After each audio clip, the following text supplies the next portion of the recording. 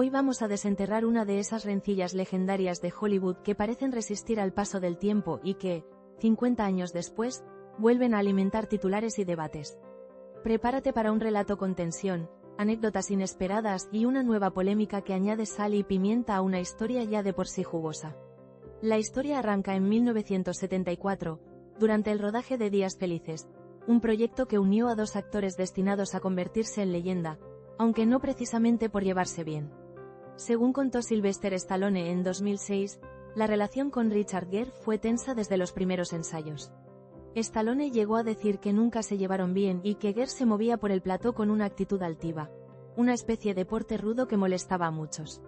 Esa combinación de egos y caracteres encontrados fue el combustible perfecto para que los roces, y más tarde el conflicto abierto, fueran inevitables. Una de las escenas clave ocurrió, según relata Stallone, durante una improvisación que simulaba una pelea.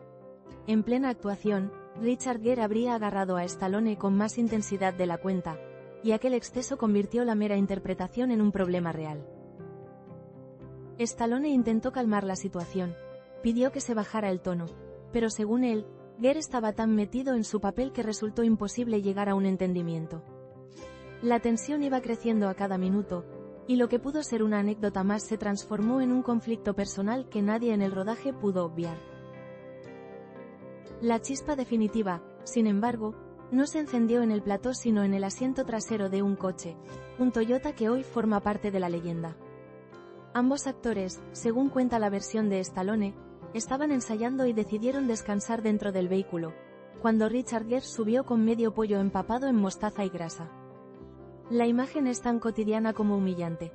Un trozo de comida que chorrea sobre la ropa ajena, y de repente el respeto se convierte en tensión pura. Stallone advirtió que no toleraría que le mancharan el pantalón y, en cuanto Gere dio el primer bocado, una gota de grasa cayó sobre el muslo de su compañero. A partir de ahí la situación escaló hasta una pelea física, en la que Stallone relata que le dio un codazo y empujó a Gere fuera del coche. Un altercado que, más allá de la anécdota grotesca, dejó claro que la atmósfera entre ellos era insostenible. El conflicto llegó a tal extremo que el director tuvo que tomar una decisión drástica: uno de los dos debía abandonar el proyecto. La decisión fue despedir a Richard Gere, y Stallone ha mantenido desde entonces que Gere le guarda resentimiento hasta el día de hoy. Es una de esas historias que parece sacada de una novela de Hollywood, con sus momentos de comedia involuntaria y sus consecuencias profesionales y personales. Pero la historia no termina en aquel Toyota ni en aquel plató de los años 70. Décadas después ha surgido otra acusación que alimenta el fuego de la animadversión pública hacia Richard Gere, esta vez desde un ángulo muy distinto y mucho más personal. Lulu Simon, la hija del músico Paul Simon, ha cargado contra Gere por lo que, según ella, hizo con la casa de su infancia. Esa vivienda, que tenía un valor sentimental enorme para la familia, había sido confiada a Gere con la petición expresa de que la cuidara como si fuera suya. La promesa, según la denuncia pública de Lulu, no se cumplió. La joven afirma que el actor puso la casa a la venta por piezas y permitió que fuera derribada para que un promotor inmobiliario dividiera el terreno en 9 parcelas separadas. En una publicación cargada de dolor y rabia, Lulu llegó a desear que los recuerdos y las pérdidas la persiguieran a modo de tormento. Es una declaración intensa, que muestra cómo las decisiones sobre un inmueble pueden convertirse en un conflicto que toca fibras muy íntimas. El caso inmobiliario añade una nueva dimensión a la controversia que rodea a Gere en los últimos tiempos. No es solo una disputa entre dos actores por un malentendido en un rodaje, sino una acusación que habla de promesas incumplidas y de la gestión de un patrimonio con gran carga emocional.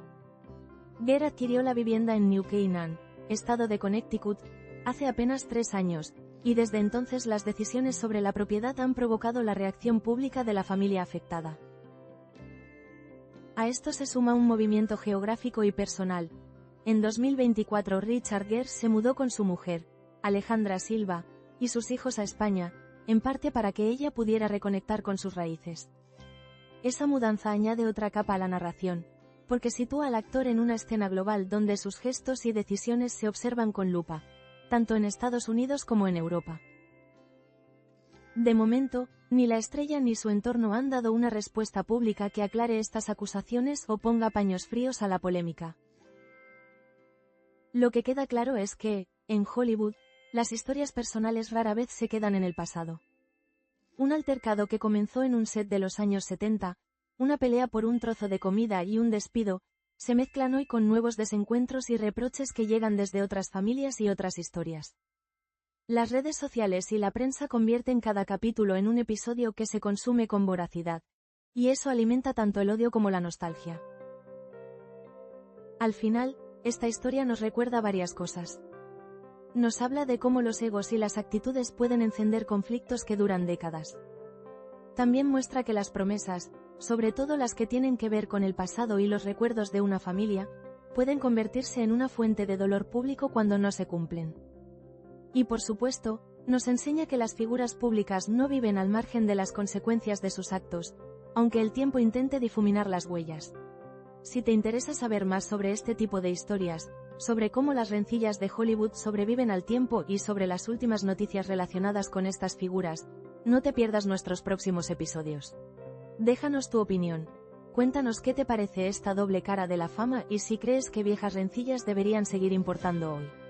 Gracias por escuchar este relato lleno de pasado, polémica y lecciones que siguen vigentes.